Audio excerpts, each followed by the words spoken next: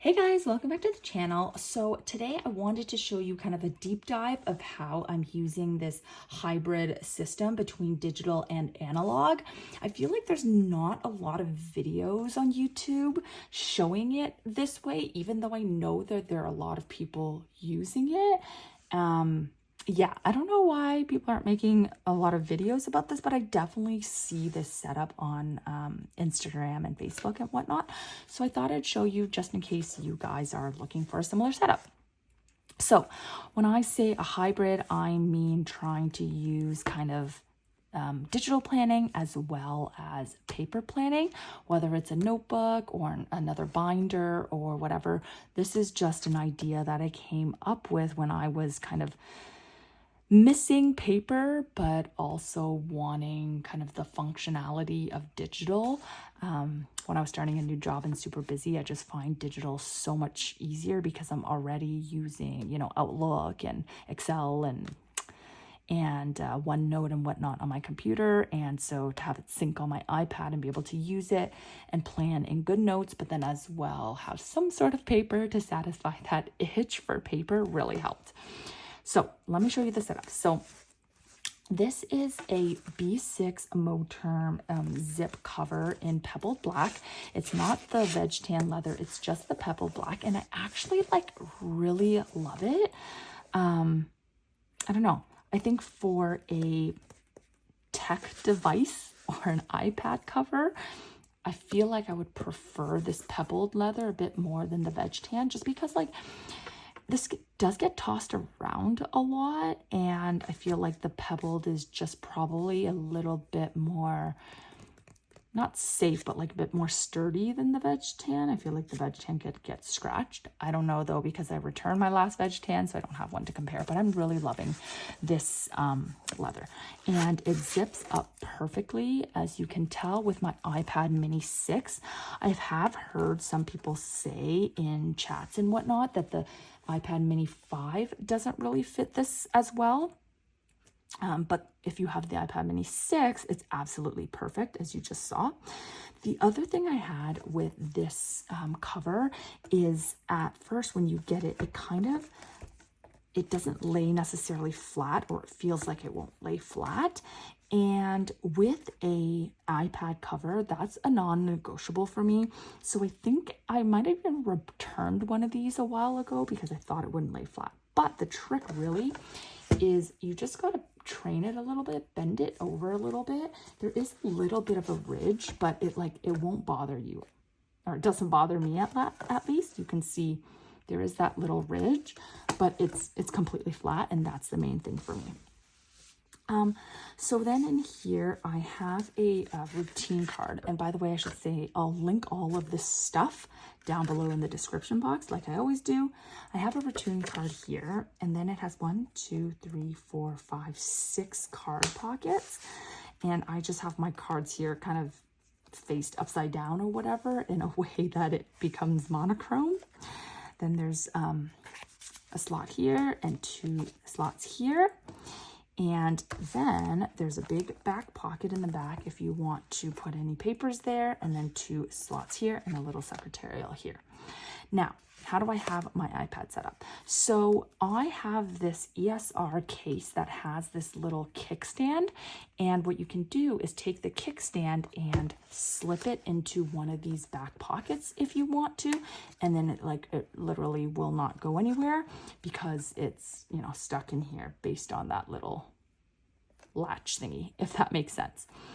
So again, I'll link everything down below, so I won't keep saying that. But on top of here, I feel like this setup is important. So on this screen, I do have a screen protector. I have a glass screen protector because I want to, or I always protect all of my devices because they're expensive, right? And you don't want to have a scratch or have it ruined. So I always have a protector on it. Now, I opted to have the glass on here because I do watch shows on this. And the last thing that I want is a matte screen protector that kind of doesn't ruin the iPad screen, but it's just not as bright as it would be if you used a glass screen protector. So yeah, that's what I found. So I put the glass screen protector there, but then I got this magnetic matte protector to put on top so that I could still get that scratchy paper feel with the iPad when I'm writing, because I do prefer it with this matte protector on it to make it more like paper, to give it some resistance. But I have the option of putting it on and off. And then this also has a dual purpose in that, because it's in a cover kind of that has other things in it, it acts as a screen protector as well, like an additional screen protector, because normally I have a cover that has like the flap, so it's really covered. But now if I take this out, and I'm holding it for a meeting or whatever, I'm not as worried about things happening to it because it has that second layer of protection. And then of course I have my Apple Pencil 2nd generation. If you guys don't want to pay the price for this, I have an amazing dupe that I think I've made videos about a long time ago, but I'll link it down below. The only thing with that one is it doesn't have pressure sensitivity, and you do have to touch the back to have it like turn on and off. And you do have to charge it, but the other one is magnetic as well. It's a great dupe. It's like $30 or something, as opposed to, I can't remember if this was $150 or $200 for the Apple Pencil 2.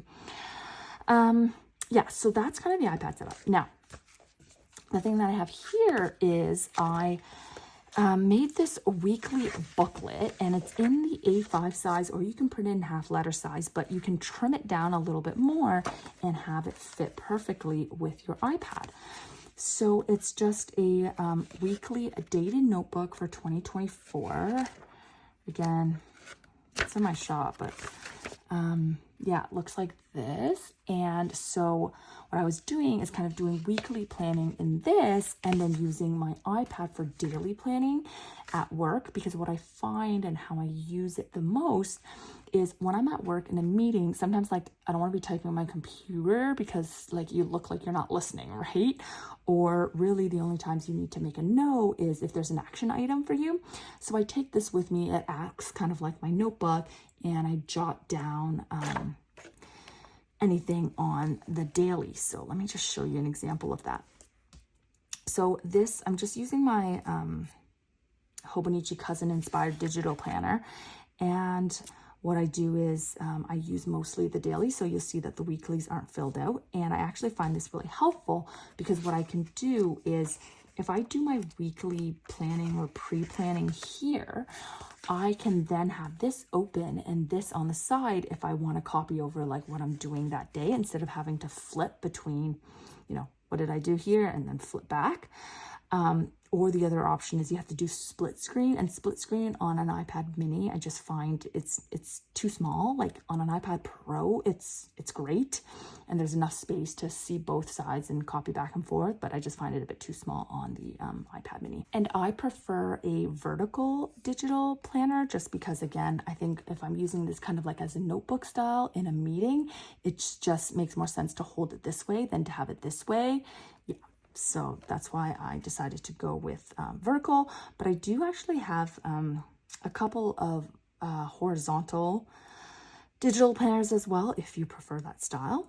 But yeah, so that's how I've been using this system. I mean, I do have, of course, other digital tools and whatnot that I use.